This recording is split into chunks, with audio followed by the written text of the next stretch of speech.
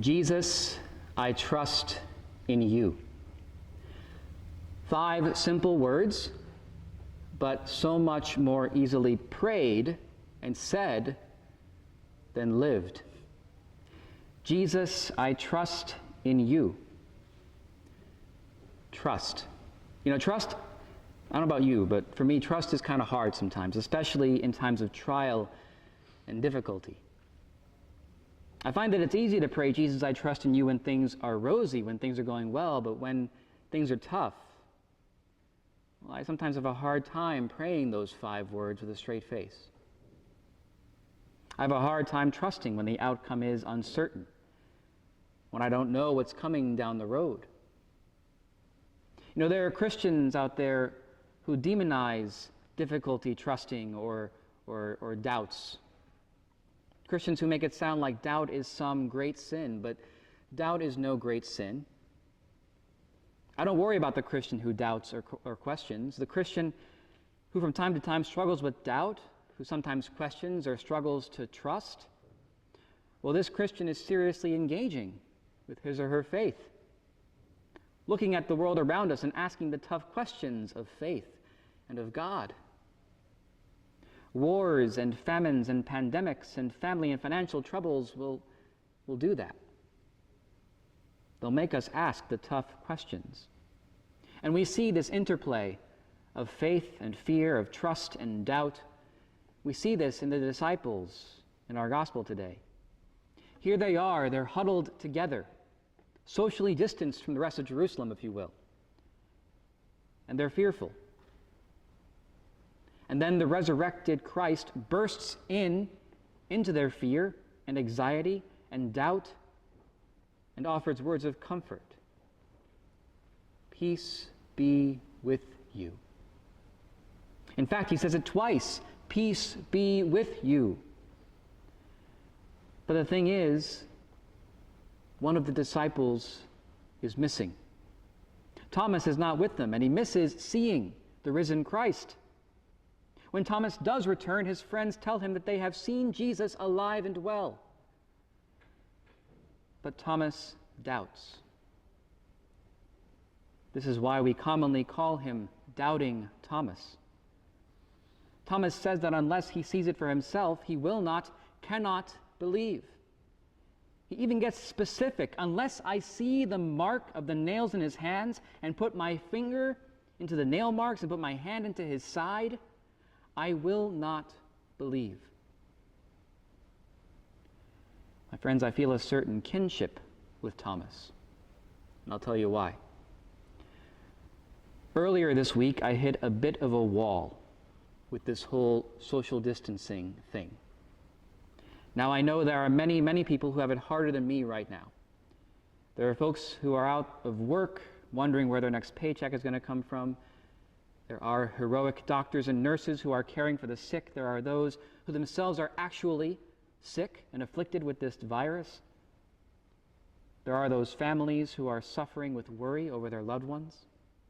So compared to their suffering, my lack of patience with social distancing is hardly a drop in the bucket. However, I also cannot deny that on Easter Sunday, I missed you. Now, full disclosure, we tape these Sunday Masses early in the week. This Mass, for instance, is being taped on Wednesday. Right now, as we speak, there are people walking on our ceiling fixing the skylight, and so if you hear people walking around, that's what that is. But that means, since we record these things early in the week, that means that the actual day of Sunday has weirdly become sort of like a day off for Monsignor Joe and I. And so, this past Sunday, Easter Sunday, I slept in. I made myself some breakfast, and then I said Mass, alone with Monsignor. We were alone in the chapel praying, no camera, no congregation, just 2 priests alone with Jesus. It was kind of nice, but both of us felt that Easter just is not complete without you. And as we were praying, the 2 of us, alone in the chapel, at one point I began to get a little anxious. When will I see them again, Lord?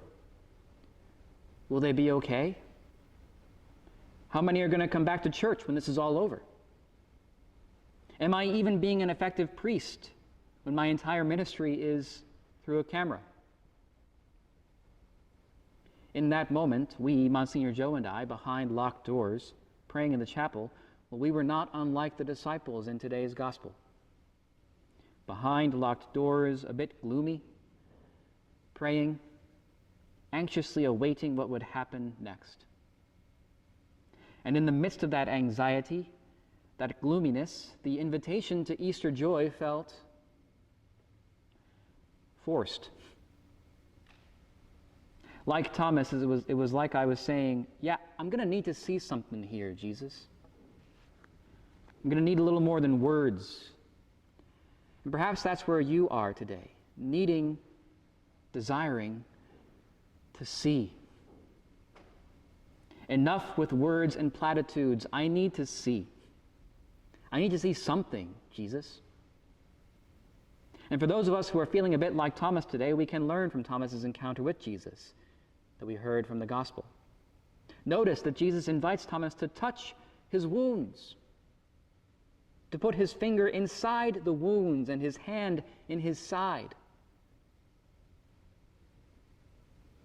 This is important for us because faith and trust are not intellectual exercises.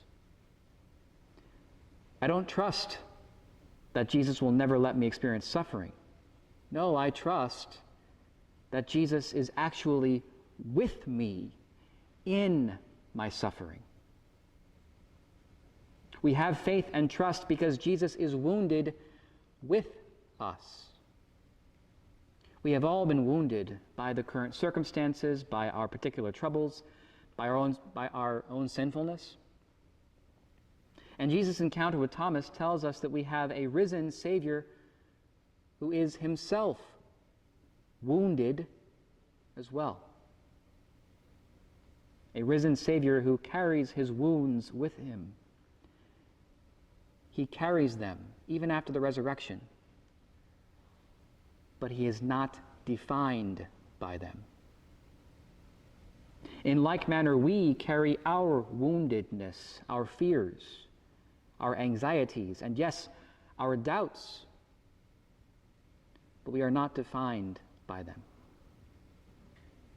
Because of Jesus' wounds, my wounds are not in vain.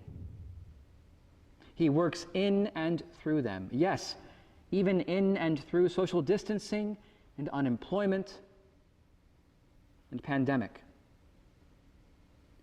Jesus works in and through these things to bring about our healing and our redemption. Those of us who desire to see like Thomas desired to see, we will see in God's time. We probably won't get any visions or revelations, but we will, if we unite our wounds to his and allow him to accompany us during this time of difficulty, we will hear him saying to us, as he said to Thomas, "Peace be with you. Blessed are those who have not seen and have believed." And then, like Thomas, we will be able to say, in love, "My Lord and my God." Jesus, I trust in you. 5 simple words, but so much more easily prayed than lived. Jesus, I trust in you. I trust in you, Jesus, because you run to meet me. I trust in you, Jesus, because you meet me like you met Thomas, in my doubt, in my fear, in my loneliness, yes, in my sin. You run to meet me, Jesus, to unite your wounds to mine, to let me know that I am not alone, that you have not forsaken me, that our sufferings are not in vain. I trust in you, Jesus, because you love me. You are my Lord and my God. Jesus, I trust in you.